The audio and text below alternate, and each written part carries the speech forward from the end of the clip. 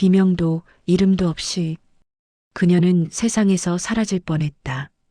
요양원 복도의 형광등 아래 흰 머리의 작은 할머니가 구급차에 실려 병원으로 옮겨지고 있었다. 단 한 사람, 비에 흠뻑 젖은 채 달려온 청년만이 그 이름을 부르며 손을 뻗었다. 할머니, 제발 제발 눈을 떠주세요. 의사들이 차갑게 물었다. 보호자분이세요? 그 질문 하나가 가슴을 후벼 팠다. 그는 가족이 아니었다. 그저 택배를 배달하던 사람일 뿐. 하지만 지금 할머니가 마지막으로 찾는 사람은 오직 그였다. 청년의 이름은 도윤. 심장이 귀 바로 옆에서 울리는 것처럼 크게 뛰었다.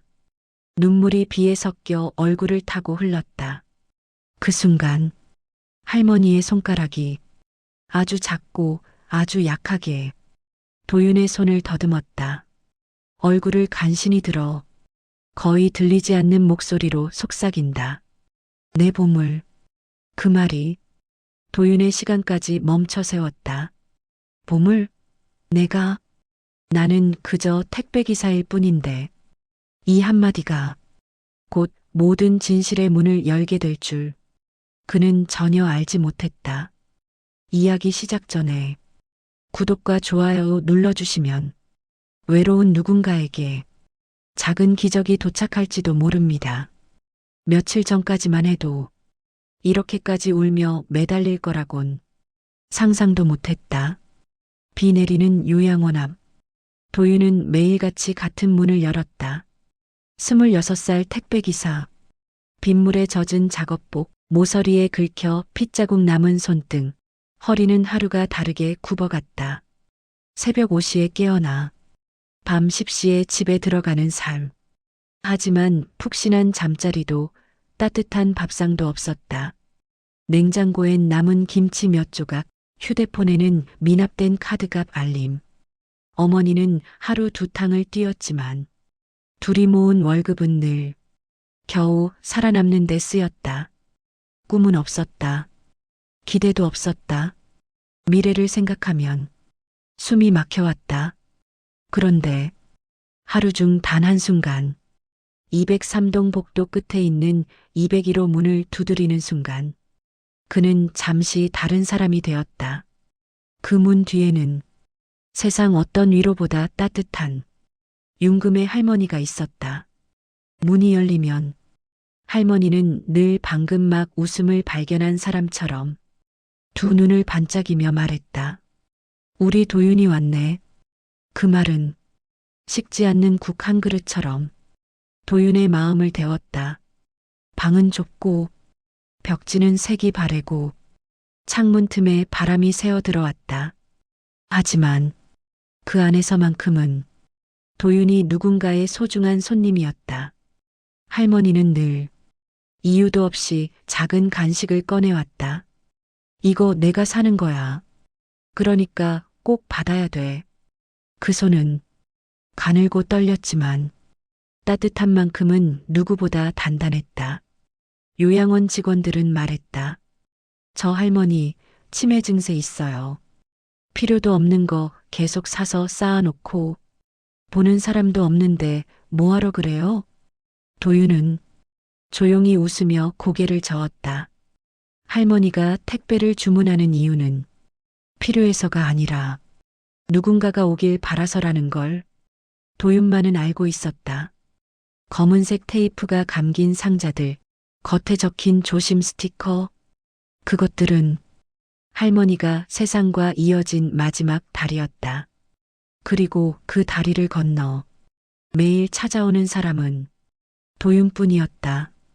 며칠이 지나고 몇 주가 흘렀다. 딱 한 번 마주치던 인사가 조금씩 길어지기 시작했다. 밥은 먹고 다니지? 비 올 땐 조심해야지. 몸은 괜찮고? 도윤은 어머니에게서도 듣지 못한 말들을 이 작은 방에서 들었다. 그 말들은 도윤의 가슴 어딘가에서 오래 잠들어 있던 감정들을 깨웠다. 나도 누군가에게 필요한 존재일까? 하지만 어디에나 그런 관계를 좋게 보지 않는 사람들이 있었다. 어떤 보호자는 수군거렸다. 저 택배기사 괜히 들러붙는 거 아니야? 저 할머니 돈도 없고 자식도 없다던데? 요양원 직원은 귀찮다는 듯 말했다. 면회 시간 끝났어요. 가족 아니면 오래 머무르지 마세요. 그 말에 도윤의 입술이 떨렸다. 하지만 그는 악을 쓰지 않았다. 그저 할머니가 좋아할까봐 웃었다. 나는 아무 대가를 바라지 않는데 세상은 이해하지 못하는 마음을 쉽게 의심했다. 어느 날 밤 할머니의 기침이 더 거칠어졌다. 손등에 힘을 주어 침대 난간을 붙잡으면서도 할머니는 애써 말했다. 나는 오래 살았어. 너나 건강해야지. 도윤은 가슴이 저려와 말을 잇지 못했다. 그리고 그 두려움은 결국 현실이 되어버렸다. 201호 상태 급격 악화, 허둥지둥 달려가는 의사들, 서둘러 준비하는 침대, 삑삑 울려대는 경고음. 도윤은 손에 들고 있던 상자를 떨어뜨렸다. 상자가 젖은 바닥에 묵직하게 부딪혔다. 할머니, 그는 막아서는 사람들을 밀치고 문틈 사이로 손을 넣었다. 하지만 문은 너무 잔혹하게 철컥 닫혀버렸다. 마치 세상과의 마지막 연결이 잘려버린 것처럼. 그날 밤 도윤은 집에 돌아와 할머니가 마지막으로 받은 상자를 열었다. 안에는 작은 사진이 한 장 들어 있었다. 젊은 할머니, 그리고 할머니 품에 안긴 어린 남자아이 한 명. 도윤은 손끝에 힘이 들어갔다. 그 아이의 눈, 코, 표정, 지금의 자신과 너무 닮아 있었다. 뒷면엔 날짜도 이름도 없었다. 하지만 서류 봉투 안쪽에서 굵은 글자가 튀어나왔다. 윤금의 재산 상속 관련 서류. 도윤의 머릿속이 쿵 하고 내려앉았다. 재산? 상속? 그게 왜 할머니 택배 상자 안에 있어? 그리고 무엇보다 더 충격적인 것은 상속 대상란에 적힌 이름이었다. 윤도윤. 도윤은 숨조차 쉬지 못했다. 나 요양원에서 전화가 왔다. 보호자분, 윤금혜님 상태가 위독하십니다. 도윤은 대답도 하지 못한 채 핸드폰을 떨어뜨리고 병원으로 뛰었다. 비에 젖은 신발이 도로 위를 쿵쿵 울렸다. 그가 할머니에게 달려가는 발걸음은 지금까지 어떤 날보다 필사적이었다. 병원 응급실 앞 문이 닫히는 소리와 함께 도윤의 세상도 닫혀버린 것 같았다. 의사들은 차갑고 신속하게 움직였고 사람들의 발소리가 뒤섞여 날카로운 긴박함을 만들었다. 하지만 도윤의 귀에는 아무 소리도 선명하게 들어오지 않았다. 단지 할머니의 이름을 부르던 자신의 목소리만 멀리서 메아리처럼 들릴 뿐이었다. 할머니 제발 저를 봐요. 도윤은 그 자리에 비상구 앞에 놓인 의자에 몸을 내던졌다. 젖은 옷이 등바지에 달라붙었지만 그는 신경도 쓰지 않았다. 그의 손엔 사진 한 장이 꼭 쥐어져 있었다. 할머니 품에 안긴 어린아이. 그 얼굴 누가 봐도 지금의 도윤과 닮아 있었다. 말도 안 돼. 작게 흘러나온 말이 도윤의 불안을 더 키웠다. 잠시 뒤 의사 한 명이 다가왔다. 환자분 가족이세요? 그 질문은 또 한 번 도윤의 가슴을 무너뜨렸다. 아니에요. 그는 힘겹게 고개를 저었다. 그냥 잘 아는 사람입니다. 의사의 시선이 차가웠다. 그럼 대기실에서 기다려주세요. 아무 말도 없이 그는 돌아섰다. 그 한마디로 도윤은 할머니 옆에 있을 자격을 잃었다. 그냥 택배기사. 세상은 그 관계를 그렇게밖에 보지 않았다. 하지만 도윤에게 할머니는 가족 그 자체였다. 숨을 고르려 화장실 세면대에 손을 개었다. 얼굴에 흐르는 것이 눈물인지 빗물인지 구분할 수 없을 때쯤 핸드폰이 작게 진동했다. 요양원 직원이었다. 도윤 씨, 조심하세요. 그분 예전에 큰 집안 사람이었어요. 아마 재단이 움직일 겁니다. 괜히 엮이지 마요. 순간 도윤은 식은 숨을 토했다. 큰 집안? 재단? 그리고 서랍에 있던 서류 봉투가 떠올랐다. 재산 상속 관련 서류. 그리고 상속 대상 윤도윤. 머리가 복잡하게 어지러웠다. 다시 응급실. 할머니는 쉴 틈 없이 기계에 둘러싸여 있었다. 가느다란 팔에 꽂힌 수액선, 산소 마스크 너머로 힘겨운 숨이 들렸다 나갔다. 도윤은 유리문에 손을 대고 할머니를 바라보았다. 할머니 저 왔어요. 혼자 아니에요. 기적처럼 할머니의 눈이 천천히 떴다. 그리고 유리문 바깥에 서 있는 도윤을 찾아냈다. 입술이 아주 미세하게 움직였다. 도윤아, 마스크에 가려. 소리는 들리지 않았다. 하지만 도윤은 그 한 단어를 충분히 읽었다. 심장 깊숙이 파고드는 짧은 이름 석자. 그게 전부였다.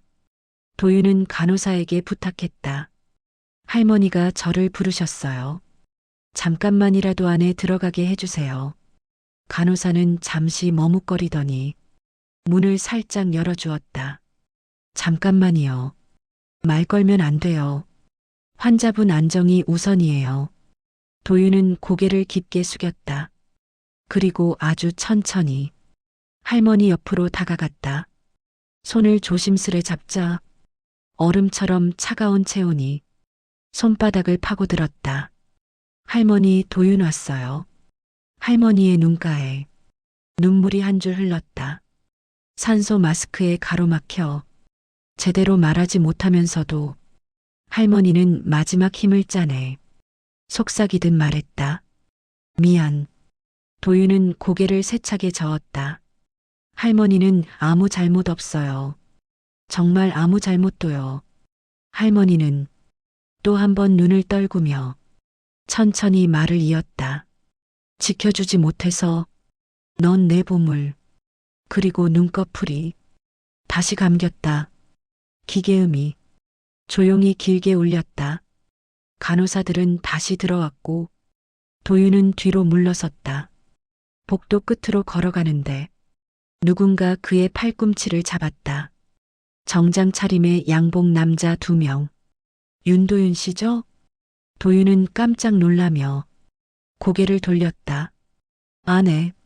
그런데 누구? 두 사람은 서류를 내밀었다.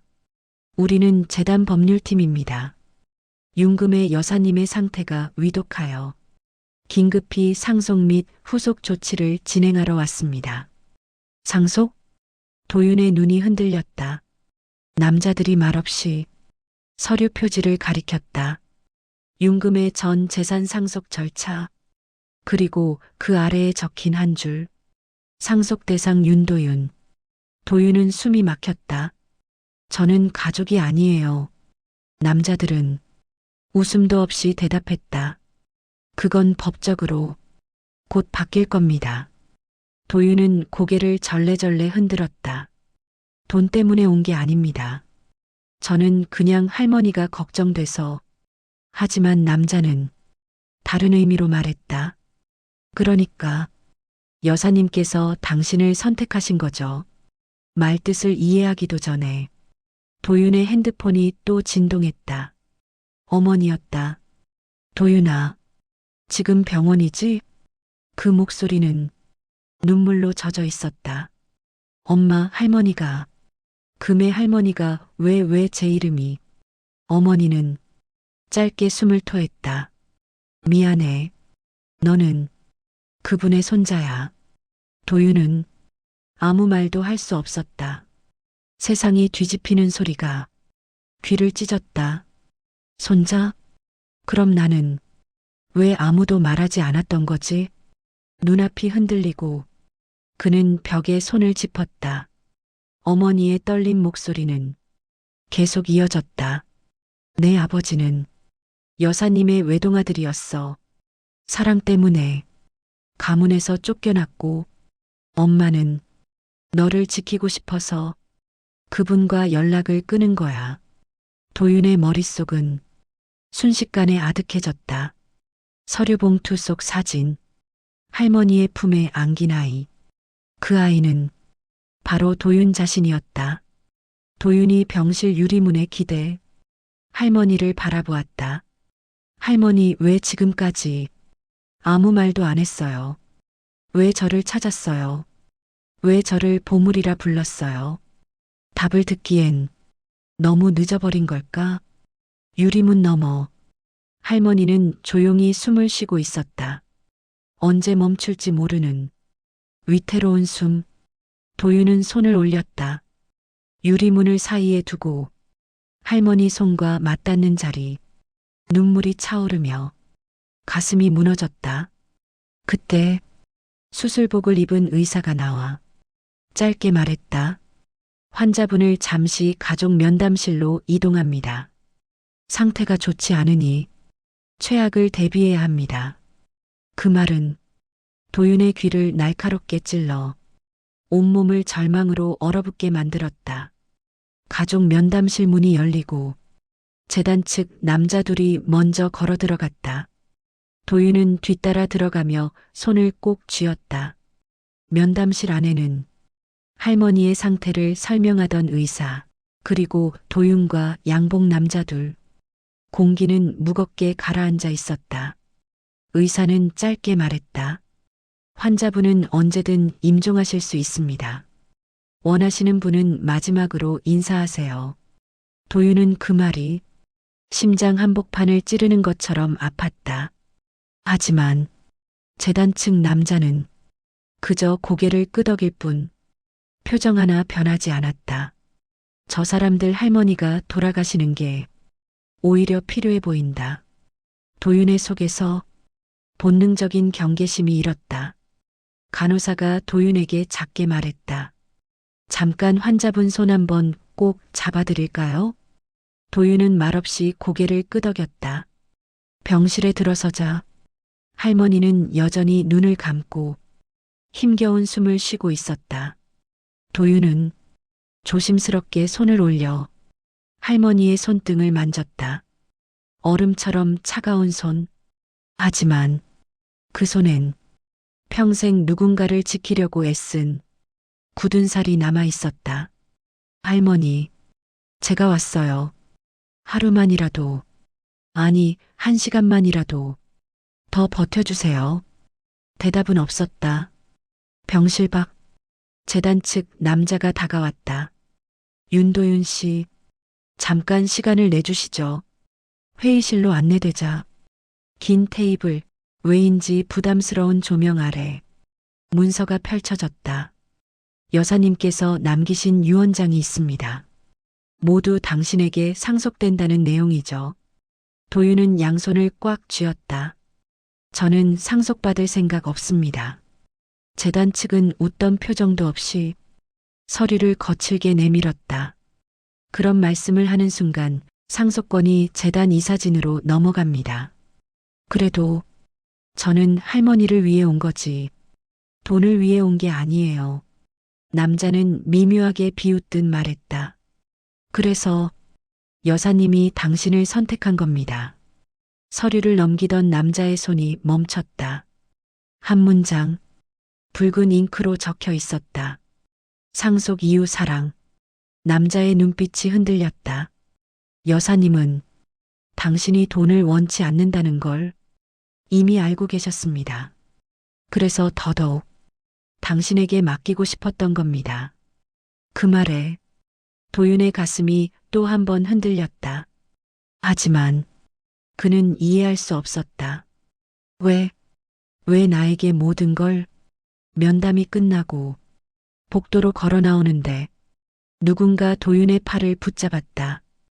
요양원에서 본 적 있는 직원이었다. 그는 주변을 살피며 작게 속삭였다. 조심하세요, 재단 사람들. 여사님이 평생 모은 재산 절대 놓치려 하지 않을 겁니다. 지금 당신이 그들에게 가장 큰 장애물이에요. 도윤은 쓰게 웃었다.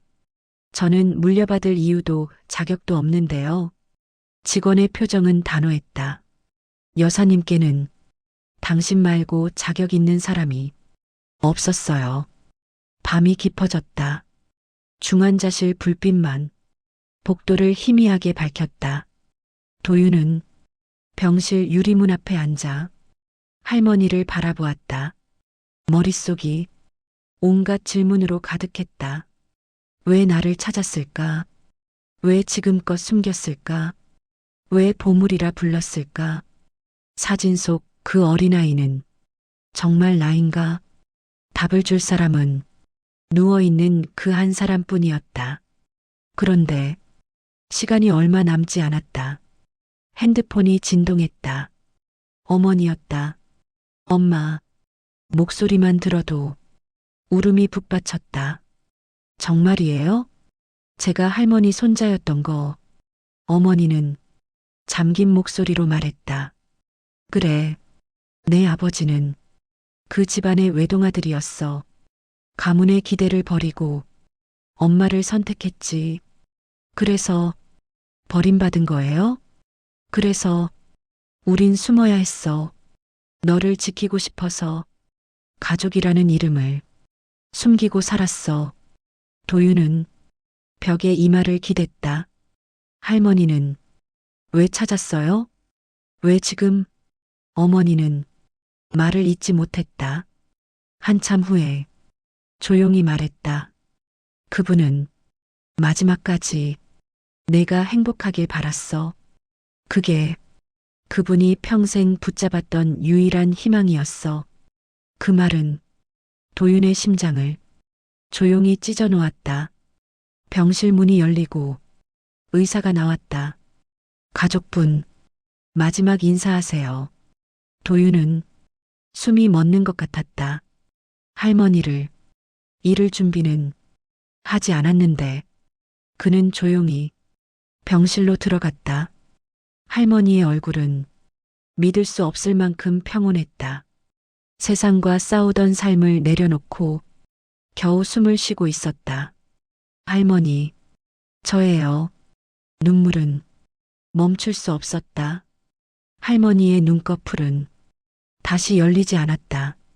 하지만 할머니의 손과 도윤의 손은 여전히 닿아 있었다. 부디 한 번만 저를 불러주세요. 오직 기적만이 남아 있었다. 복도를 지나며 도윤은 한 가지 동전을 손에 쥐듯 딱 하나의 생각만 붙잡았다. 할머니가 남긴 이 모든 것, 그 이유를 내가 반드시 알아낼 거야. 그리고 그 이유가 자신에게 닿아 있는 한 어떤 것도 그를 막을 수 없었다. 할머니의 숨이 점점 옅어지던 그 밤이 지나고 병원 창밖으로 새벽빛이 아주 천천히 스며들었다. 밤새 비가 내렸지만 이상하게도 해가 떠오르는 순간만큼은 온 세상이 숨을 삼킨 것처럼 조용했다. 도윤은 중환자실 앞 의자에서 등을 구부린 채 잠시 졸다가 문 여는 소리에 눈을 떴다. 간호사가 조심스럽게 말했다. 임종 지키셨어요. 이제 장례 절차를 준비해야 합니다. 그 말은 마치 멀리서 들려오는 소리 같았다. 귀 안에서 웅웅 울리기만 했지. 머릿속으로 제대로 들어오지 않았다. 이제 진짜로 할머니는 없는 거구나. 몸을 일으키는데 손에 구겨진 사진 한 장이 쥐어져 있었다. 젊은 할머니와 어린아이. 아이의 얼굴은 거울을 보는 것처럼 지금의 도윤을 닮아 있었다. 그날 새벽이 지나고 며칠 뒤 할머니의 장례식이 조용히 치러졌다. 큰 장례식장이었지만 조문객은 거의 없었다. 재단에서 보낸 화환들이 벽을 채웠고 재단 관계자 몇 명, 요양원 직원 2명, 그리고 상복도 제대로 갖추지 못한 채 검은 점퍼를 걸치고 온 도윤이 있었다. 영정 사진 속의 할머니는 늘 그랬듯 눈가에 주름을 가득 모으고 웃고 있었다. 할머니, 도윤은 분향대에 서서 짧게 인사를 올린 뒤 영정을 한참 동안 바라보았다. 택배 박스 들고 웃던 나를 가족이라고 말해줄 수도 있었을 텐데 왜 끝까지 숨기고 떠난 걸까요? 그렇게 속으로 묻지만 답을 해줄 사람은 이제 어디에도 없었다. 장례 절차가 거의 끝나갈 때쯤 검은 양복을 입은 남자가 다가와 작게 고개를 숙였다. 윤도윤 씨, 잠시 시간 좀 내주실 수 있을까요? 얼굴은 차분했지만 눈빛은 바쁘고 입꼬리는 단단히 다물려 있었다. 재단 법률팀이라 소개했던 사람 중 한 명이었다. 도윤은 한숨을 삼키며 따라갔다. 조용한 접견실에 들어서자 책상 위에 두꺼운 서류 봉투가 놓였다. 남자가 말했다. 여기는 윤금의 여사님의 최종 유언장과 재산 목록 그리고 재단 관련 문서입니다. 도윤은 그 말만으로도 숨이 막혔다. 저는 정말 이런 거 받을 생각 없습니다. 남자는 눈을 가늘게 뜨고 도윤을 똑바로 바라보았다. 받을 생각이 없다는 말이 굳이 진심일 필요는 없습니다. 다만 여사님의 뜻은 이미 명확해졌습니다. 그는 봉투를 열어 맨 위에 있는 종이 한 장을 꺼냈다. 눈에 확 들어오는 글씨가 가장 먼저 보였다. 내전 재산과 관련 권한 일체를 손자 윤도윤에게 상속한다. 도윤은 한 글자 한 글자 읽어 내려가다가 더 이상 눈을 움직이지 못했다. 손자, 나, 남자는 유언장 아래쪽을 가리켰다. 그곳에는 짧은 문장이 하나 더 적혀 있었다. 이유 사랑, 종이 위에 적힌 단 3글자에 도윤의 시야가 흔들렸다. 사랑, 할머니가 마지막으로 남겼다는 이유는 복잡한 설명도 가문과 재산에 대한 말도 아니었다. 오로지 한 단어. 정말 그게 전부였던 걸까? 잠시 침묵이 흐른 뒤 남자가 다시 입을 열었다. 다만 문제가 있습니다. 여사님의 재산은 개인 소유만이 아니라 재단과 연결된 부분이 많습니다. 이 사진 상당수가 이 상속에 강하게 반발하고 있습니다. 도윤은 금세 표정을 굳혔다. 그러니까 저한테 오면 안 된다는 거죠? 그렇다기보단 당신이 가장 곤란한 위치에 서게 되었다는 겁니다. 남자는 책상 위에 다른 서류 한 장을 올려두었다. 이건 이사회 임시 소집 공문입니다. 여사님의 유언장이 효력을 갖기 전에 이 사진들이 상속 분배 방식에 대해 문제를 제기하겠다는 내용이죠.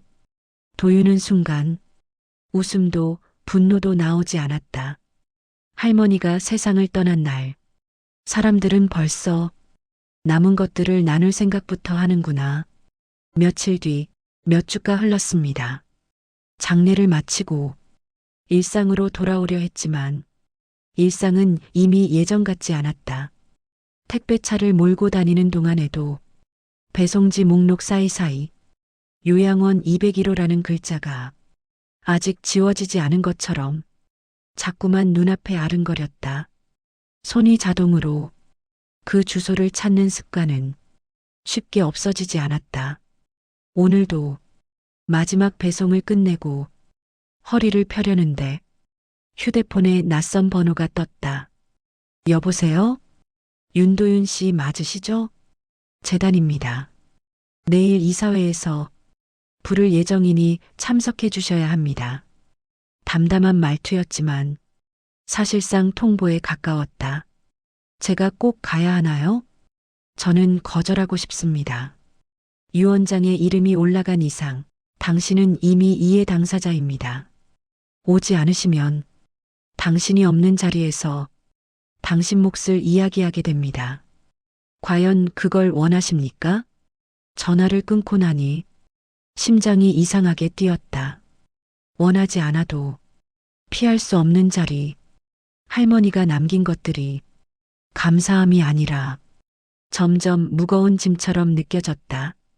이사회 날, 도심 한가운데에 높고 번듯한 빌딩, 유리문을 밀고 들어가자 매끈한 바닥과 정돈된 공기, 고급 향수가 은은하게 퍼져 있었다. 여기가 할머니가 살던 세계였겠지. 요양원의 좁고 습하던 복도와 이곳의 넓고 반짝이는 로비가 머릿속에서 동시에 겹쳤다. 엘리베이터 문이 열리고 최상층 회의실 앞에 도착했을 때 도윤은 다시 한번 깊게 숨을 들이켰다. 문이 열리자 긴 테이블에 검은 양복을 입은 사람들이 이미 빽빽하게 둘러앉아 있었다. 모두 그를 한번 훑어보는 눈빛을 보냈다. 저 아이가 저 청년이야? 겨우 저렇게 생긴 애한테? 눈빛에 담긴 말들이 소리 없이 전해졌다. 한쪽 끝에 앉은 노년의 남자가 조용히 말했다. 자리에 앉으시죠. 윤 여사님의 손잡은 회의는 재단 법률팀 직원의 설명으로 시작되었다. 윤금의 여사님은 생전 보유하고 계시던 개인 금융 자산, 부동산, 그리고 재단의 일정 지분까지 모두 손자 윤도윤 씨에게 상속한다는 유언장을 남기셨습니다. 법률팀이 말을 이었다. 현행법상 유언장의 형식과 절차에는 아무 문제가 없습니다. 다만 그가 말끝을 흐리자 한 이사가 바로 끼어들었다. 다만 우리는 이 결정을 받아들일 수 없다는 겁니다. 회의실 분위기가 단숨에 딱딱하게 굳었다. 우리는 수십 년간 여사님을 위해 일해왔습니다. 재단을 키운 것도 사업을 확장한 것도 모두 우리의 공입니다. 그런데 여기 앉은 사람 누구도 모르는 청년이 하루아침에 모든 것을 가져간다니요? 다른 이사 하나가 거들었다. 게다가 그 청년은 고작 몇 달 전부터 여사님과 인연을 맺었다면서요? 요양원에서 우연히 만난 그 말은 도윤의 가슴을 콕 찔렀다. 고작 몇 달? 도윤에게는 그 몇 달이 삶 전체를 버티게 해준 시간이었는데 재단 이사장의 시선이 조용히 도윤에게 향했다. 윤도윤 씨, 당신의 생각을 듣고 싶습니다. 도윤은 한참 동안 말이 나오지 않았다. 모든 시선이 자신에게 꽂혀 있었다. 재단 사람들의 눈엔 그가 단지 문제의 원인일 뿐인 것 같았다. 조금의 망설임 끝에 도윤은 입을 열었다. 저는 정말로 상속받을 마음이 없습니다. 회의실이 술렁였다. 뭐라고요? 지금 장난합니까? 그러면 왜 여기 나온 겁니까? 흥분한 목소리들이 한꺼번에 튀어나왔다. 도윤은 손을 꽉 쥔 채 천천히 말을 이었다. 제가 할머니를 찾은 건 돈 때문이 아니라 그분이 외로워 보였기 때문입니다. 저한테는 처음으로 제 이름을 기억해주고 기다려준 사람이었으니까요. 회의실은 잠시 조용해졌다. 말을 이은 사람은 이사장이었다. 그러면 당신이 상속을 거부하면 이 재산은 어떻게 되는지 알고 있습니까? 법률팀이 설명을 덧붙였다. 법적으로는 상속 대상 1순위가 포기할 경우 다음 순위 혹은 유언장에 지정된 대체 상속인이 받게 됩니다. 하지만 이번 유언장에는 대체 상속인 조항이 없습니다. 그렇게 되면 재단 정관상 이 사진의 합의에 따라 분배가 이루어지게 됩니다. 한 이사가 씁쓸하게 웃으며 말했다. 쉽게 말해 청년이 포기하면 우리가 나눠 갖는다는 이야기죠. 그는 악의 없는 웃음을 지은 척했지만 눈빛은 차갑게 빛났다. 그 말을 듣는 순간 도윤의 심장이 묘하게 뜨끔했다. 내가 포기하면 할머니가 평생 모은 것들이 이 사람들 손에. 그가 알고 있는 할머니는 항상 작은 것에도 고맙다고 말하던 사람이었다. 아픈 이웃에게 몰래 간식을 나눠주고 요양원 청소하는 아주머니에게도 수고한다고 말하던 사람. 할머니는 자기보다 늘 남을 더 챙겼다. 그런 사람이 과연 재단만을 위해 모든 걸 쌓아두었을까? 아니야. 분명히 다른 뜻이 있을 거야. 그날 저녁 회의가 끝나고 이사장이 개인적으로 도윤을 불렀다. 조용한 응접실, 창밖으로는 도심의 불빛이 반짝였다. 이사장은 차를 한 잔 따라 도윤에게 건네며 말했다. 피곤하지요. 조금요. 여사님이 당신 사진을 보여주시며 얘기해 준 적이 있습니다. 도윤의 눈이 커졌다. 제 사진이요? 이사장은 멀리 허공을 바라보며 기억을 더듬듯 말했다. 작은 아이를 안고 찍은 사진이었어요. 여사님이 그 아이를 보물이라고 부르더군요. 내가 지켜야 할 마지막 보물이라고. 도윤의 심장이 쾅 하고 내려앉았다. 할머니가 마지막으로 남긴 그 말, 내 보물, 그 말과 이사장이 들려준 이야기가 한 줄로 이어졌다. 하지만 여사님은 늘 죄책감에 시달렸습니다. 이사장의 목소리가 조금 낮아졌다. 아들을 제대로 지키지 못했다는 죄책감, 며느리와 손자를 끝까지 품어주지 못했다는 죄책감. 그래서 당신에게 모든 것을 남기려 했던 겁니다. 늦게라도 자신의 잘못을 바로잡고 싶어서. 도윤은 말을 잃었다. 복잡하던 감정들, 분노와 슬픔, 서운함과 그리움이 한꺼번에 올라왔다. 그럼 할머니는 나를 알고 있었던 거잖아. 처음부터 알고 있었으면서 요양원에서는 그냥 모르는 척. 이사장은 마지막으로 말했다. 여사님이 당신에게 남긴 건 돈이 아니라 선택권입니다. 그 선택을 남에게 빼앗기지 마세요.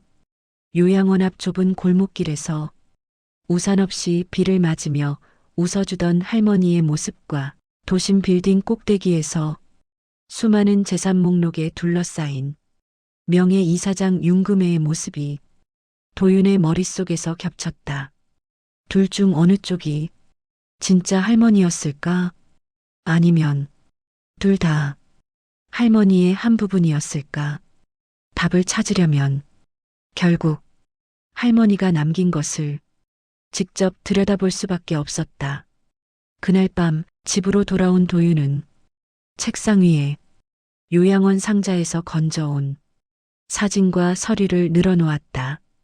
젊은 할머니와 아이가 있는 사진 한 장, 주소가 부분적으로 지워진 오래된 우편 봉투 몇 개, 그리고 금융기관 로고가 찍힌 각종 서류들, 한 장 한 장 넘기다 도윤은 낡은 봉투 하나에 눈길이 멈췄다. 앞면에는 반송 도장이 찍혀 있었고 수신인은 어머니 이름이었다. 엄마에게 보냈던 편지. 봉투 가장자리는 마른 눈물 자국처럼 얼룩져 있었다. 도윤은 봉투를 손에 쥐고 눈을 감았다. 할머니가 엄마에게 보낸 편지를 엄마는 받지 않았던 걸까? 혹은 열어보지 않았던 걸까? 둘 다 가능한 이야기였다. 하지만 확실한 건 하나였다. 세 사람 사이에는 말하지 못한 시간들이 너무 많이 쌓여 있다는 것. 그리고 그 시간의 무게가 이제 도윤의 손바닥 위로 모두 떨어지고 있다는 것. 할머니의 마지막 밤, 그녀가 남긴 말. 미안하다. 지켜주지 못해서 넌 내 보물. 그 말들이 끊어진 필름 조각처럼 머릿속에서 계속 돌아갔다. 할머니, 지금이라도 제가 뭘 해야 할지 말해주세요. 그러나 돌아오는 대답은 없었다. 정적 속에서 도윤은 자신의 심장 소리만 들었다. 그리고 그 순간 그는 아주 조용히 하나를 결심했다. 적어도 할머니가 남긴 선택만큼은 내가 직접 쥐고 있을 거야. 포기하는 것도, 붙잡는 것도, 그 어느 것도 다른 사람 마음대로 결정하게 두지 않겠다고. 그 결심을 한 밤, 방 안은 조용했지만 도윤의 머릿속은 하나도 조용하지 않았다. 포기하는 것도, 붙잡는 것도 둘 다 쉬운 선택이 아니었다. 하지만 적어도 아무것도 모른 채 서류에 도장을 찍고 할머니가 남긴 것을 남들 마음대로 나누게 두는 일만은 절대 하지 않기로 마음먹었다. 그날 새벽이 지나고 며칠 뒤 도윤은 결국 어머니를 찾아가야겠다고 생각했다. 답을 알고 있는 사람은 이제 어머니뿐이었다. 버스를 2번 갈아타고 오래된 연립주택 앞에 서자 벌써 몇 번이나 서성였는지 발자국이 그 자리에 남은 것만 같았다. 초인종을 누르려다 몇 번을 망설였다. 어머니에게도 이 이야기는 쉽게 꺼낼 수 없는 상처였기 때문이다. 하지만 결국 버튼을 눌렀다. 잠시 뒤 들려오는 익숙한 발자국 소리, 문을 여는 소리. 어머니는 도윤을 보자마자 당황한 얼굴로 말했다. 웬일이야 갑자기. 말 끝에 불안이 섞여 있었다. 도윤은 억지로 웃어 보이려 했지만 표정이 잘 지어지지 않았다. 엄마, 우리 얘기 좀 할 수 있을까? 식탁에 마주 앉자. 어머니의 손은 컵을 잡고도 떨리고 있었다. 한참 동안 말을 꺼내지 못하다가 어머니가 먼저 입을 열었다. 병원에서 전화 받고 너랑 통화하고 그날 밤 내내 잠을 못 잤어. 도윤은 고개를 숙였다. 엄마, 사실대로 말해줄 수 있어? 아버지 얘기, 할머니 얘기, 왜 지금까지 한 번도 안 했는지. 어머니는 천천히 눈을 감았다 뜨더니 조용한 목소리로 말했다. 내 아버지는 윤금의 여사의 외동아들이었어. 태어날 때부터 그 집안의 모든 걸 물려받을 운명이었지. 어머니는 손가락으로 테이블을 쓸듯이 문질렀다. 하지만 그 사람은 그 자리를 버렸어. 엄마를 선택하는 순간 그 집안에서 완전히 잘려나갔어. 도윤은 숨을 삼켰다. 그러면 할머니는 처음엔 반대하셨어. 내 아버지랑 엄마랑 몰래 결혼한 뒤에야 조금씩 마음을 열기 시작했지. 어머니의 눈가에 옛 기억이 떠올랐다. 작은 집을 구해줬고 살림 미천도 조금 보태줬어. 하지만 가문은 그걸 용납하지 않았어.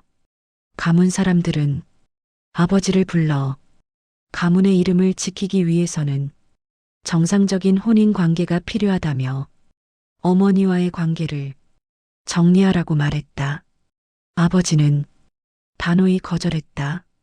그날 이후 모든 게 달라졌다. 아버지는 회사를 잃었고 가문과의 모든 끈이 끊어졌다. 할머니는 중간에서 두세 개를 붙잡으려 했다.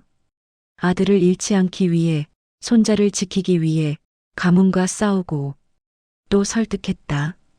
하지만 결국 그 싸움은 누구도 이기지 못하는 싸움이 되었다. 그러던 어느 날 교통사고가 났어. 어머니의 목소리가 미세하게 떨렸다. 내가 3살쯤 됐을 때였지. 내 아버지는 바로 그 자리에서 우릴 떠났어. 그 말을 듣는 순간 도윤의 가슴이 서서히 무너져 내렸다. 아버지에 대한 기억은 희미한 그림자뿐이었다. 늘 바빴고 늘 어디론가 돌아다녔던 사람. 그러다 어느 날 영영 돌아오지 않은 사람. 그 사고 이후로 가문에서는 마치 우리 모두를 완전히 지워버리듯 했어. 내 아버지가 선택한 가족은 존재하지 않았던 것처럼. 할머니는요? 도윤의 질문에 어머니가 길게 한숨을 내쉬었다. 여사님은 처음엔 내 아버지를 빼앗아 갔다고 엄마를 미워했어. 하지만 시간이 지나면서 그렇게만 볼 수 없다는 걸 조금씩 깨달으셨던 것 같아. 할머니는 몰래 편지를 보내왔다고 했다. 몸은 괜찮느냐, 아이는 잘 크느냐, 언젠가 한 번만이라도 얼굴을 보여줄 수 없겠느냐. 어머니는 그 편지들을 받기도 했고 일부는 못 본 척 돌려보내기도 했다. 그 집안이 다시 내 인생에 끼어드는 게 너무 무서웠어. 너만은 그 복잡한 싸움하고 평생 상관없이 살게 해주고 싶었거든. 어머니의 목소리가 갈라졌다. 그래서 여사님이 병원에 입원하셨다는 소식을 듣고도 엄마는 망설였어. 이제 와서 무슨 관계냐고 그렇게 생각했거든. 도윤은 손을 꽉 쥐었다. 근데 왜 결국엔 저를 찾으신 걸까요? 어머니는 테이블 아래에서 낡은 봉투 하나를 꺼냈다. 사실은 너한테도 언젠가 보여주려고 숨겨둔 게 있어. 봉투 안에는 여러 장의 편지가 들어 있었다. 그 중 하나를 꺼내 도윤에게 건넸다. 펴보자. 익숙한 글씨체가 나타났다. 도윤아, 내 작은 보물. 언젠가 이 편지를 읽고 있다면 나는 아마도 너의 곁에 있지 못하겠지. 짧은 문장 하나하나에 눈물이 번졌다. 너를 꼭 안아주지 못해서, 내가 자라는 모습을 함께 보지 못해서 평생 미안하구나. 그래도 내가 마지막으로 할 수 있는 일은 내가 가진 것 중 가장 큰 것들을 내 앞으로 밀어놓는 것뿐이구나. 편지 끝에는 한 줄이 더 적혀 있었다. 돈 때문이 아니라 이제라도 내가 누구에게도 흔들리지 않고 살아가길 바래서. 도윤은 종이를 쥔 손을 떨었다. 할머니의 마음이 문장 하나하나에 선명하게 담겨 있었다. 엄마는 너한테 이걸 보여줄 용기가 도무지 나지 않았어. 내가 그 집안으로 다시 끌려갈까봐. 어머니의 눈가에서 눈물이 흘렀다. 하지만 지금은 알겠어. 엄마가 아무리 숨기려고 했어도 인연이라는 게 결국은 이렇게 너를 데리고 왔다는 걸. 도윤은 천천히 고개를 끄덕였다. 화가 나기도 했고 서운하기도 했지만 어머니의 두려움이 어떤 것이었는지 이제는 조금 이해할 수 있을 것 같았다. 가난한 집에서 혼자 아이를 키우며 권력 있는 가문과 맞서야 한다는 건 어머니에게 너무나 버거운 싸움이었을 것이다. 집으로 돌아오는 길에 도윤은 스스로에게 조용히 물었다. 나는 할머니가 남긴 것들을 어떻게 해야 할까? 포기하면 재단이 나눠 갖는다. 붙잡으면 수많은 반발과 싸움을 견뎌야 한다. 하지만 한 가지는 이제 분명했다. 할머니가 그것을 남긴 이유는 돈 때문이 아니었다. 누구에게도 흔들리지 않고 살길 바라서. 그 문장이 계속 귓가에 맴돌았다. 며칠 뒤 다시 열린 이사회 자리에서 도윤은 조금은 다른 눈빛으로 회의실에 들어섰다. 지난번보다 조금 더 당당한 걸음. 하지만 여전히 가슴은 빠르게 뛰었다. 이사회는 이미 시작되고 있었다. 한 이사가 말했다. 그래서 생각은 정리됐습니까? 상속을 포기하시겠습니까? 모두의 시선이 일제히 그에게 쏠렸다. 도윤은 숨을 한번 고르고 입을 열었다. 아직 포기하지 않겠습니다. 회의실이 다시 술렁였다. 뭐라고요? 상속받겠다는 겁니까? 감당할 수 있겠어요? 도윤은 그들의 반응을 잠시 지켜보다가 또박또박 말했다. 돈 때문이 아니라 할머니가 왜 이 모든 걸 제게 남겼는지 그 이유를 제가 직접 확인하고 싶습니다. 그 후에 어떻게 할지 제가 정하겠습니다. 그 말에 몇몇 이사들이 불편한 기색을 감추지 못했다. 이복의 젊은이, 그건 장난이 아니야. 수천억이 걸린 문제라고.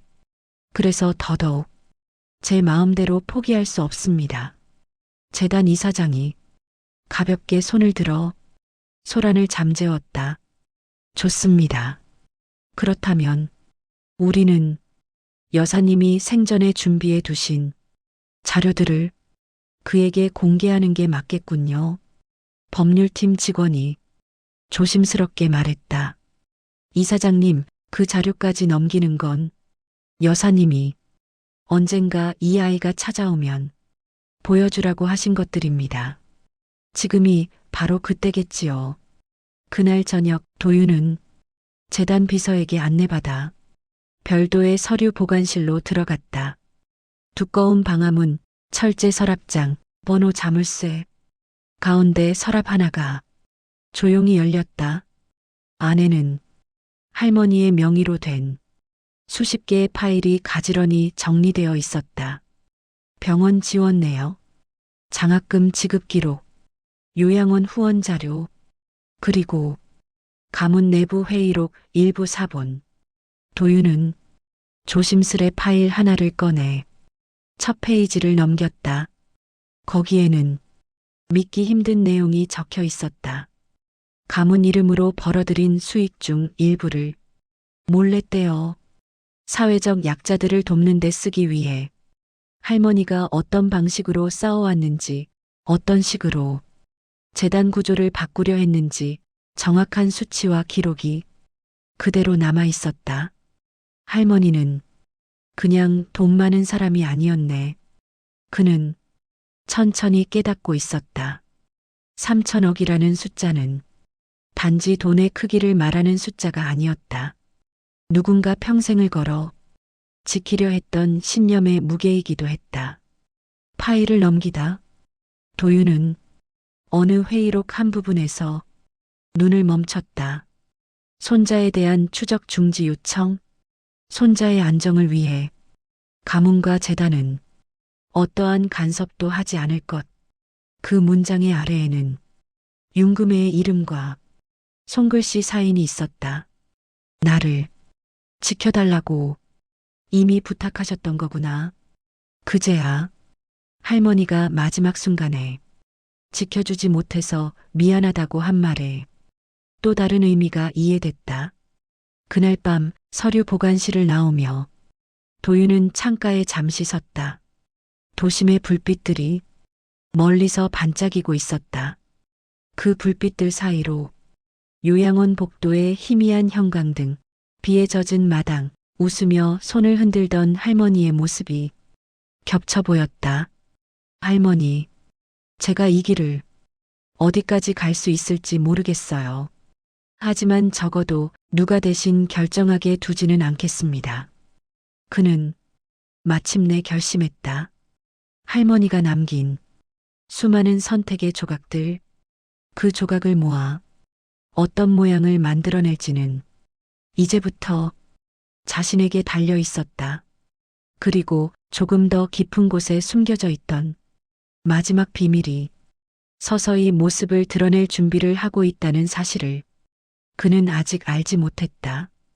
할머니가 남긴 기록들 중 가장 안쪽에 있던 두꺼운 봉투 하나, 그 봉투가 누군가의 손에 의해 조용히 다른 곳으로 옮겨지고 있다는 사실도 그날 이후 도윤의 일상은 완전히 달라졌다. 택배차에 오르고 내리는 동안에도 손에 쥔 서류 봉투의 감각이 늘 머릿속을 짓눌렀다. 배송지 검색창에 어김없이 나타나는 요양원 주소를 지우려 노력해도 손가락이 자꾸 그곳을 향했다. 세상은 평소처럼 돌아가는데 도윤의 세상은 딱 멈춰 있는 느낌이었다. 어느 날 저녁 재단 비서에게서 전화가 왔다. 윤도윤 씨, 자료 검토는 어떤가요? 아직 끝나지 않았습니다. 할머니가 남긴 것 중 아직 못 본 게 있습니다. 조심하세요. 재단도 다 아는 건 아닙니다. 할머니가 무엇을 남겼는지 누구는 결코 알면 안 되는 것도 있어요. 누구 말이죠? 비서는 아무 말하지 않은 채 전화를 끊었다. 도윤은 그 말이 섬뜩하게 마음에 남았다. 누구는 알면 안 되는 거? 재단 안에서조차? 며칠 뒤 재단 보관실에서 검토하지 못한 마지막 상자를 찾기 위해 도윤은 다시 고층 빌딩을 찾았다. 엘리베이터 문을 밀고 들어가는데 누군가가 뒤에서 도윤의 이름을 불렀다. 윤도윤 씨, 짙은 네이비색 정장을 입은 남자였다. 눈빛이 날카롭고 얼굴에 미소 하나도 없었다. 저는 재단 감사팀의 차무혁입니다. 남자가 명함을 건네며 말했다. 상속 절차 조용히 마무리하시죠. 굳이 불필요한 문서를 들춰볼 필요는 없습니다. 도윤은 조용히 되물었다. 불필요한 문서요? 그 판단은 누가 하죠? 차무혁은 얄팍한 웃음을 지었다. 이사회가 하죠. 그리고 도윤 씨에게도 이롭습니다. 제가 뭘 들여다보든 왜 당신들이 신경 쓰죠? 그건 도윤 씨가 아직 재단을 모르기 때문입니다. 단단한 말투 속에 분명한 경고가 섞여 있었다. 여기서는 진실이 전부가 아닙니다. 도윤은 웃음도 답도 나오지 않았다. 남자는 가까이 다가와 낮게 속삭였다. 할머니가 떠나셨으니 이제 도윤 씨 차례입니다. 그 말 뒤에 짧은 침묵이 흘렀다. 도윤은 그를 지나쳤다. 하지만 마음속에 한 가지 감정이 끓기 시작했다. 두려움이 아니라 분노. 보관실, 철문이 닫히자 세상이 조용해졌다. 서류장 가장 아래 다른 파일과 떨어진 곳에 한 상자가 있었다. 먼지가 쌓인 라벨엔 짧게 적혀 있었던 이름, 윤아영, 어머니의 이름이었다. 도윤의 심장이 멈춘 듯 했다. 상자 속엔 두 사람이 주고받던 편지와 알 수 없는 보고서들, 그리고 주민등록 서류, 수신자 윤아영, 발신자 재단관리실. 도윤은 떨리는 손으로 서류를 펼쳤다. 거기엔 믿을 수 없는 사실이 적혀 있었다. 법적 보호 목적에 따라 손자 윤도윤의 신분은 일시적 비공개로 전환한다. 모든 공적 기록에서 가문 정보, 친족 관계를 삭제한다. 도윤은 숨이 막혔다.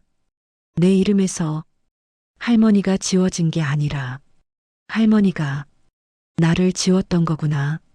그건 버림이 아니라 보호였다. 도윤은 조용히 속삭였다. 할머니는 날 지킨 거였어. 그때 문 밖에서 누군가의 발소리가 들렸다. 가까워진다. 멈춘다. 서류를 잡은 손이 순간 굳었다. 누구지? 손잡이가 미세하게 흔들렸다. 도윤은 숨을 죽이고 서랍장 뒤에 몸을 숨겼다. 문이 열렸다. 검은 구두 소리, 무겁고 익숙한 발걸음. 여긴 접근 금지라고 했을 텐데 차무혁이었다. 도윤은 심장이 귀 바로 옆에서 뛰는 듯 거친 고동을 느꼈다. 차무혁은 천천히 주변을 둘러보더니 한 옆 서랍을 열었다. 무언가 확인하는 듯한 기척, 서류를 뒤적이는 소리, 그 후 낮은 중얼거림. 어디에 숨긴 거지? 숨긴? 찾고 있는 게 있나? 차무혁은 얼마 후 서류를 정리하고 문을 닫고 나갔다. 문이 완전히 닫히는 순간까지 도윤은 한치도 움직이지 않았다.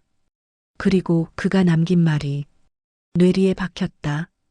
숨긴 거, 할머니가 재단에서조차 숨긴 것, 그것이 모든 진실에 가장 가까운 단서였다. 며칠 후 재단에서 연락이 왔다. 상속 업무 관련해서 검찰 동행 조사가 필요하답니다. 아버님 사고 기록 때문에요. 그 말에 도윤은 머리가 얼어붙었다. 아버지 사고? 윤진우 씨 사망 사건 기록이 최근 재검토 대상이 됐다고 합니다. 과거 자료 중 비정상적인 부분이 발견돼서요. 잠깐만요. 아버지 사고는 그냥 교통사고였잖아요. 정확히는 마무리되지 못한 사건이었습니다. 그 한마디가 심장을 후려쳤다. 마무리되지 못한 사건. 무슨 뜻이지? 도윤은 어머니 집에 다시 찾아갔다. 문을 열자 어머니는 이미 모든 걸 알고 있었다는 듯 고개를 숙이고 있었다. 엄마, 아버지 사고, 무슨 일이었던 거예요? 어머니는 손을 떨며 말을 꺼냈다. 그 사고가 아니었어. 내 아버지는 죽기 전까지 가문 사람들과 싸우고 있었어. 어머니는 손을 깍지 낀 채 마음 깊숙한 고통을 꺼내놓듯 말했다. 그 사람들은 내 아버지를 결코 용서하지 않았어. 너를 지키려 했던 걸. 도윤은 두려움과 분노로 입술을 깨물었다. 그래서 아버지가 죽은 거예요? 어머니는 대답하지 못했다. 눈물만 흘렸다. 그것만으로도 충분했다. 아버지의 죽음은 누군가의 선택이었다. 그날 밤 도윤은 병원에서 할머니 손을 잡고 울던 장면을 떠올렸다. 그 손에 누구보다 깊은 상처가 남아 있었던 이유. 그 손이 왜 마지막까지 지켜주지 못했다고 했는지 이제 알 것 같았다. 할머니도 아버지를 지키지 못했다고 평생 자신을 탓하며 살았던 거야. 그러니 그녀는 마지막에 단 하나를 남겼다. 하지만 이제 재단은 다시 그를 향해 손을 뻗고 있었다. 그리고 아버지가 쓰러진 그 길을 또 밟게 하려 했다. 도윤은 더는 도망치지 않기로 했다. 할머니가 지키려 했던 것, 이제는 내가 지킨다. 그 결심이 심장 깊숙이 내려앉는 순간 휴대폰이 울렸다. 모르는 번호. 받자마자 낯선 남자의 목소리가 들렸다. 윤도윤 씨죠? 당신 아버지 사건에 대해 이야기할 것이 있습니다. 누군가가 듣고 있지 않다면 지금이라도 만납시다. 누구세요? 당시 담당 수사관이었습니다. 내일 밤 말씀드릴 것이 많습니다. 전화는 끊겼다. 도윤의 손이 식었다. 드디어 아버지에게 무슨 일이 있었는지 알게 되는 걸까? 하지만 그 진실은 누군가에게는 절대 드러나면 안 되는 무언가일 것이다. 3천억 자산의 그림자, 그 속에 묻혀있던 마지막 조각. 이제 모든 것이 움직이기 시작했다. 다음 날 밤, 약속 장소는 도심 외곽의 작은 카페였다. 오래된 간판 아래 희미한 조명이 깜빡이고 있었다. 도윤은 자리에 앉아 손을 꽉 쥐었다. 가슴은 빠르게 뛰고 머리는 수백 가지 생각으로 뒤섞여 있었다. 잠시 뒤 문이 열리고 회색 코트를 입은 중년 남자가 들어왔다. 그는 주변을 살피더니 도윤 맞은편에 조심스럽게 앉았다. 윤진우 씨의 아들이죠? 도윤은 고개를 끄덕였다. 수사관은 손을 꽉 쥔 채 천천히 말을 꺼냈다. 아버지 사건, 저희는 그게 단순 사고가 아니라는 걸 초기부터 알고 있었습니다. 그런데 왜 재단이 움직였어요? 증거도 증언도 모두 깔끔하게 지워졌습니다. 저도 결국 사건에서 손을 뗄 수밖에 없었죠. 도윤은 분노의 입술을 깨물었다. 아버지는 어떻게? 수사관은 잠시 눈을 감았다가 조심스레 말했다. 브레이크가 조작된 흔적이 있었어요. 숨이 멎는 듯했다. 누군가 의도적으로 차를, 그건 확실했습니다. 누군가가 그의 생을 끝내기로 결심한 거죠. 도윤은 말을 잃었다. 그리고 눈앞의 사실을 천천히 무겁게 삼켰다. 아버지의 죽음은 사고가 아니었다. 하지만 수사관의 말은 아직 끝나지 않았다. 그때 윤진우 씨가 싸우고 있던 사람이 있습니다. 도윤은 본능적으로 말했다. 재단이었나요? 정확히는 재단의 특정 인물들이었죠. 그때 카페 안벨 소리가 울렸다. 띠링. 도윤과 수사관이 동시에 뒤를 보았다. 문을 열고 들어온 사람. 차무혁? 수사관의 얼굴이 하얗게 질렸다. 도망치세요. 그 한마디가 끝나자마자 차무혁은 직원에게 무언가를 건넸다. 직원은 카페 뒤쪽 문을 잠갔다. 갇혔다. 수사관은 왼쪽 손으로 재빨리 도윤의 손목을 잡았다. 뛰어. 카페 쪽 문이 아닌 주방 문으로. 수사관이 밀었다. 뛰라고 했잖아. 도윤은 정신없이 따라 뛰었다. 숨이 가쁘게 차오르고 머릿속은 하얘졌다. 뒷문을 밀자 차가운 밤 공기가 들이쳤다. 두 사람은 인적 드문 골목을 꺾어 절박하게 달렸다. 뒤에서 발소리가 쫓아왔다. 빠르진 않았지만 절대 포기하지 않는 사냥꾼의 속도였다. 골목을 몇 번 돌자 수사관이 도윤을 신호등 뒤에 숨겼다. 저 사람들한테 보이면 안 됩니다. 저 사람들 대체 뭐예요? 수사관은 숨을 고르며 말했다. 여사님이 죽기 전에 저한테 부탁한 게 있습니다. 할머니가 언젠가 그 손자가 나타나면 부디 진실을 알려달라고. 도윤의 눈이 흔들렸다. 할머니가 이미 모든 걸 알고 계셨던 거네요. 수사관은 짧게 고개를 끄덕였다. 그리고 주머니에서 작은 USB를 꺼냈다. 여기에 윤진우 씨 사건 관련 기록이 있습니다. 완전한 건 아니지만 중요한 단서들이 남아 있어요. 도윤이 그것을 받는 순간 뒤에서 하얀 불빛이 번쩍였다. 차무혁이었다. 거기서 뭐합니까? 두 분. 그의 목소리는 놀랄 만큼 침착했고 그 침착함이 더 공포였다. 수사관은 도윤을 밀었다. 도망쳐. 수사관은 차무혁을 막아섰고 도윤은 온 힘을 다해 달렸다. 심장이 터질 것 같았다. 발목이 삐끗했지만 멈출 수 없었다. 잡히면 끝이다. 도윤은 건물 모퉁이를 돌며 한 식당 뒷문으로 뛰어들었다. 사람들이 놀라서 뒤를 돌아보았다. 도윤은 숨을 헐떡이며 눈물인지 땀인지 모를 액체가 턱을 타고 흘러내렸다. 살아야 해. 할머니가 남긴 건 지켜야 해. 주머니를 뒤져 USB를 꽉 쥐었다.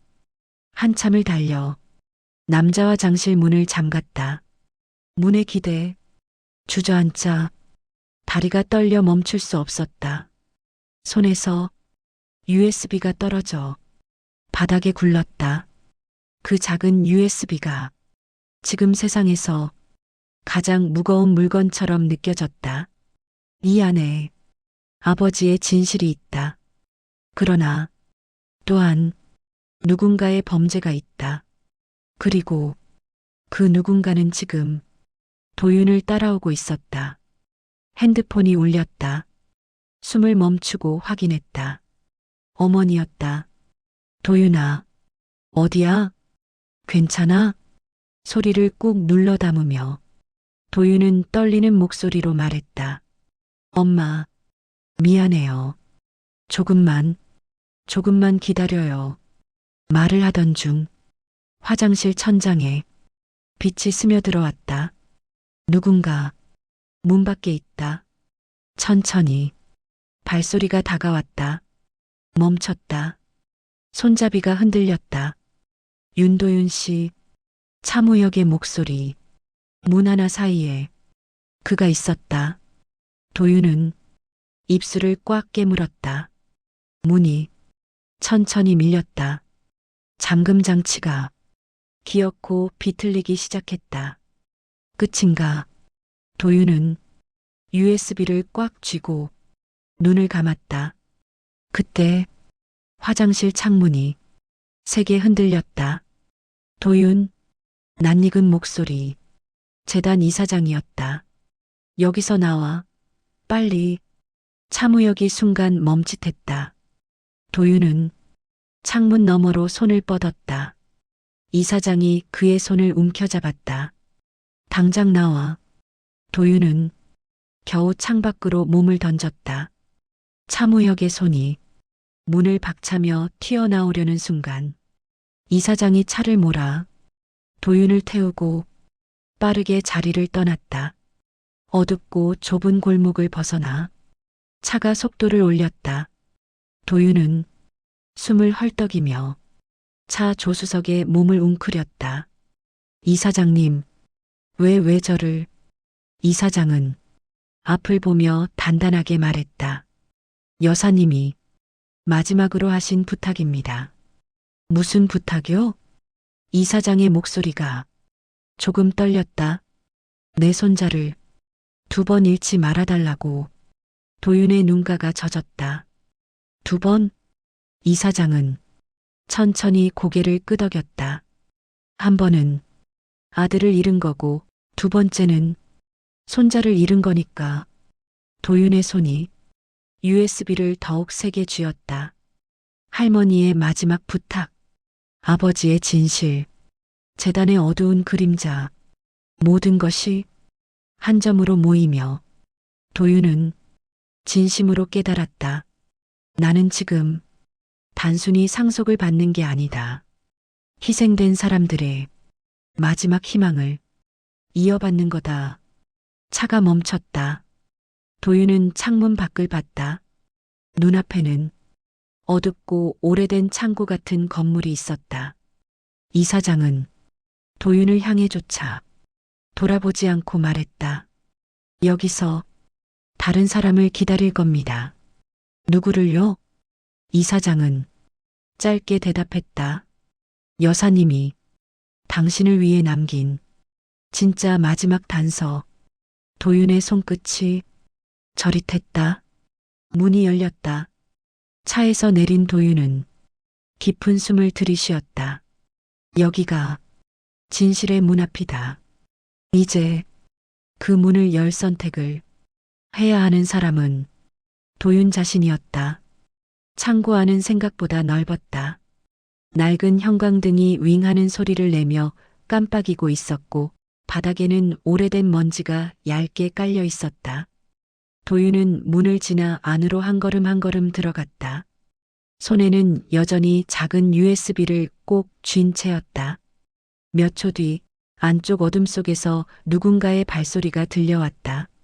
천천히 모습을 드러낸 사람은 머리가 희끗희끗한 나이 지긋한 여성이었다. 억양이 부드러운 그 여자는 조심스럽게 고개를 숙였다. 처음 뵙겠습니다. 저는 윤금의 여사님을 30년 동안 곁에서 모셨던 사람입니다. 옅은 미소. 하지만 눈가에는 어디에도 말하지 못한 세월이 남아 있었다. 여사님이 언젠가 손자가 찾아오면 꼭 이곳으로 안내하라고 하셨습니다. 창고 한켠에는 튼튼한 금고가 하나 놓여 있었다. 여자는 익숙한 손길로 비밀번호를 눌렀다. 철컥하는 소리와 함께 금고가 열렸다. 안에는 여러 개의 두꺼운 노트와 봉투 몇 개, 그리고 낡은 USB 하나가 들어 있었다. 여자는 그중 하나의 봉투를 꺼내 두 손으로 조심히 들고 도윤에게 건넸다.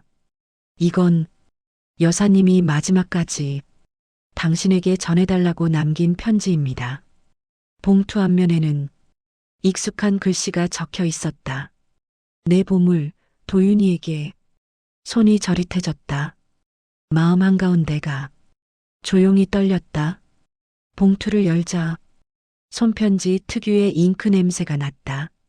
글씨는 떨렸지만 한 글자 한 글자 모두 또렷했다. 도윤아, 내 작은 보물. 이 말을 내 앞에서 직접 부르고 싶었는데 끝내 용기가 나지 않아서 이렇게 종이 위에 남겨놓는다. 처음부터. 문장은 조용히 가슴을 파고들었다. 너를 처음 봤을 때 아주 작디 작은 손으로 내 옷자락을 잡고 울던 모습이 떠오른다. 그때 나는 가문의 이름보다 아들이 더 중요하다고 말하지 못했다. 손자를 지키겠다고 말하지도 못했다. 그게 내 평생 후회였다. 도윤의 눈이 서서히 젖어갔다. 그래서 내 아버지를 잃은 뒤에는 남은 생을 내게 다시 다가가기 위한 준비로 썼다. 가문이 악용하려 했던 돈을 조용히 빼내어 재단으로 돌리고 그 재단의 주인이 언젠가 내가 될 수 있도록 모든 절차를 바꿔놓았다. 사람들은 나를 3천억 자산가라고 부르겠지. 하지만 나는 그 돈 때문에 아들을 잃었고 손자와도 멀어졌단다. 그래서 마지막에는 돈이 아니라 선택할 힘을 너에게 남겨주고 싶었다. 편지 끝부분에 조금 더 굵어진 피랍이 느껴졌다. 이 돈을 어떻게 쓸지, 누구를 위해 쓸지, 혹은 다 버릴지, 그건 이제 할머니가 아니라 내 몫이다. 다만 단 한 가지만 부탁해도 되겠니? 너처럼 외로운 사람들, 요양원에서 버려진 어른들, 힘들다는 말조차 못 꺼내는 사람들을 한 번만 더 떠올려줬으면 좋겠다. 그 사람들에게 너처럼 웃어준 적 있는 사람으로 기억되길 바란다. 할머니는 너를 사랑한다. 끝까지, 끝까지. 편지는 거기서 끝이었다. 하지만 도윤의 마음속에서는 끝이 아니라 비로소 시작이었다.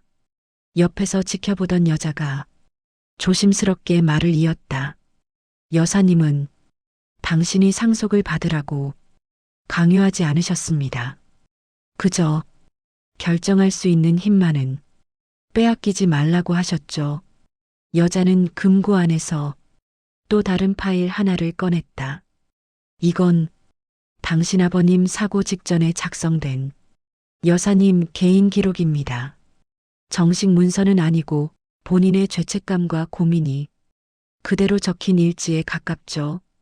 두꺼운 종이를 넘기자 짧은 문장이 눈에 들어왔다. 진우가 위험하다.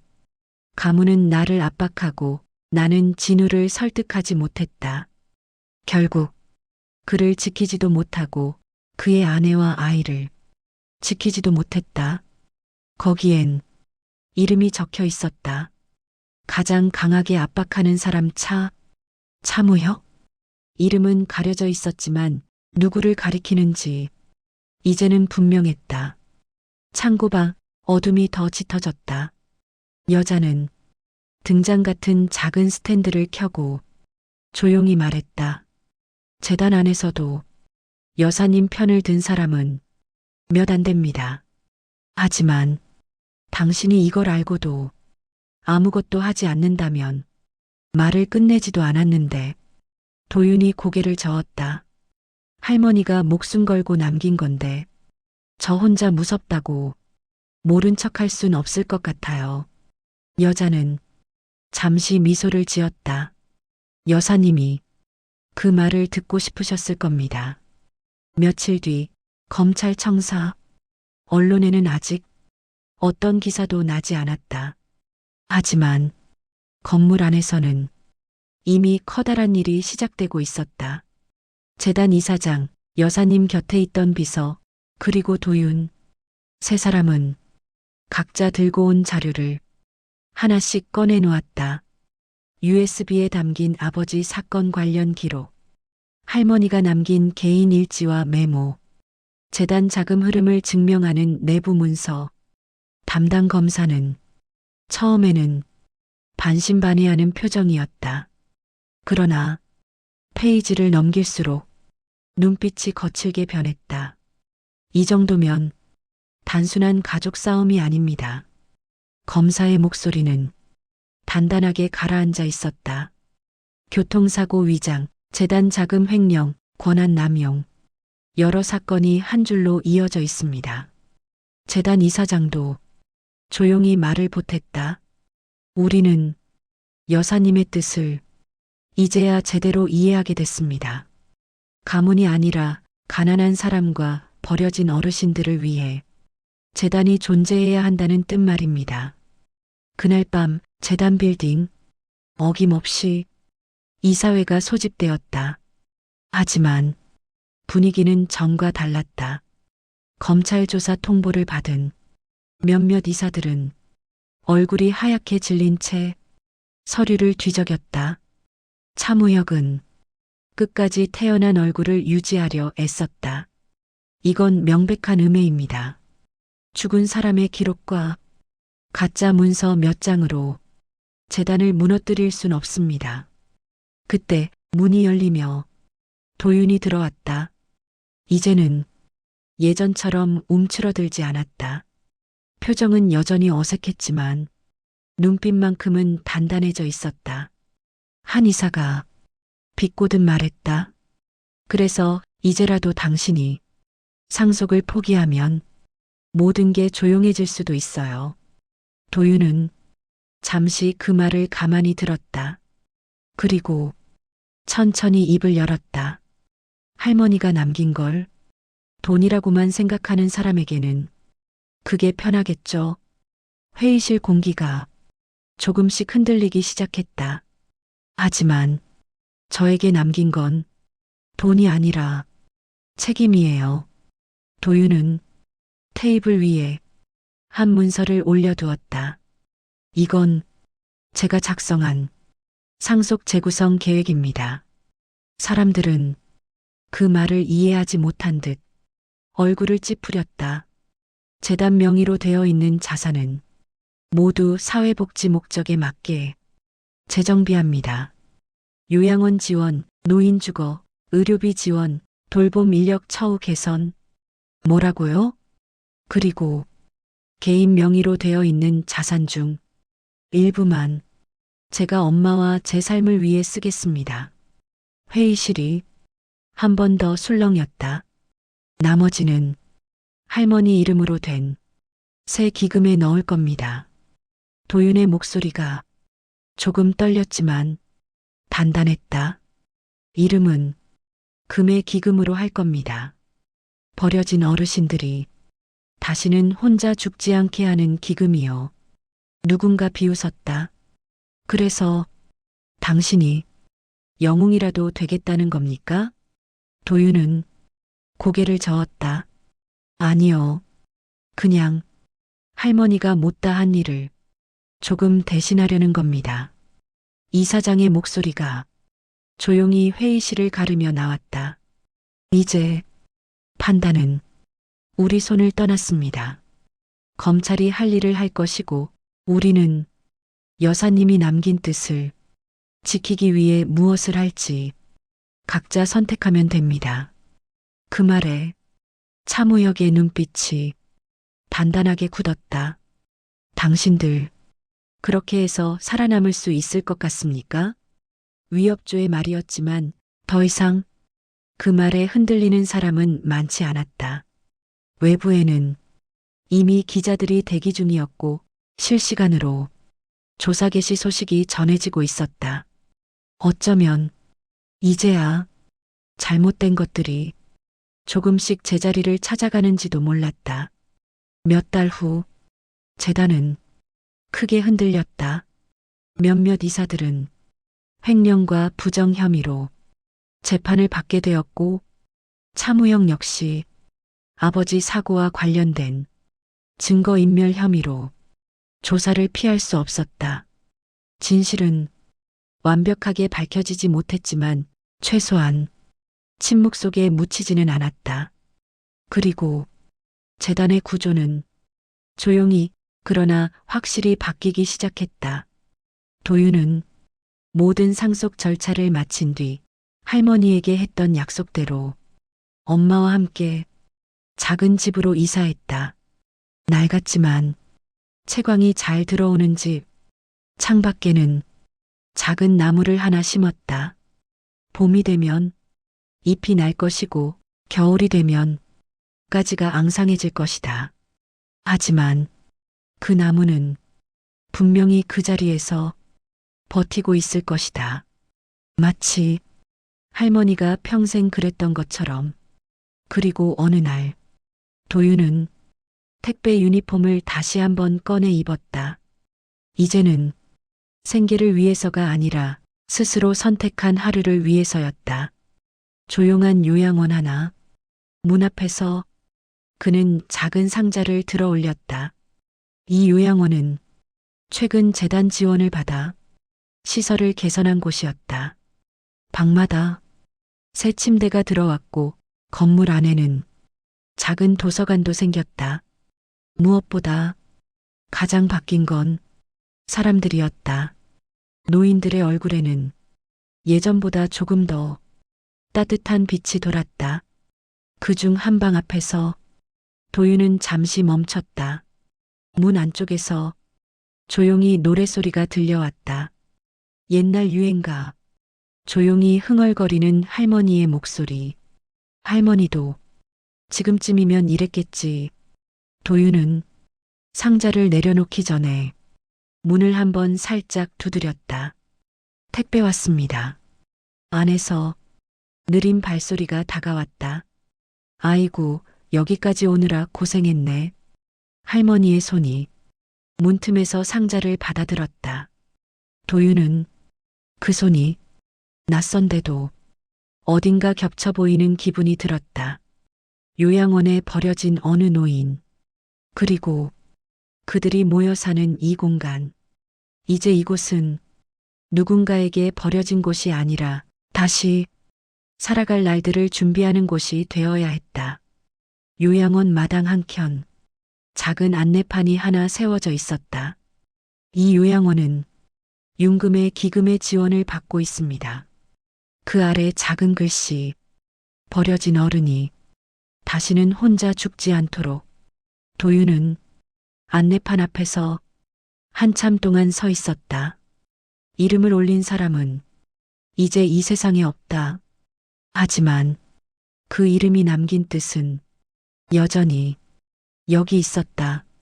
집으로 돌아오는 길, 저녁 노을이 도시를 붉게 물들이고 있었다. 도윤은 하늘을 올려다보며 조용히 속삭였다. 할머니, 보고 있죠? 바람이 부드럽게 불어왔다. 꼭 누군가의 손길처럼 볼을 스쳤다. 응, 보고 있어. 목소리는 들리지 않았지만 그렇게 느껴졌다. 그리고 어느 날 유튜브 채널 한 구석에 새로운 영상 하나가 올라왔다.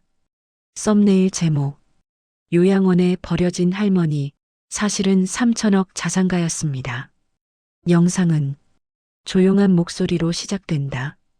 비 오는 날, 요양원 앞에서 상자를 들고 서 있던 한 청년의 이야기, 세상에 버려진 줄 알았던 한 할머니의 이야기, 그리고 그들이 함께 바꿔놓은 수많은 노인들의 삶에 대한 이야기.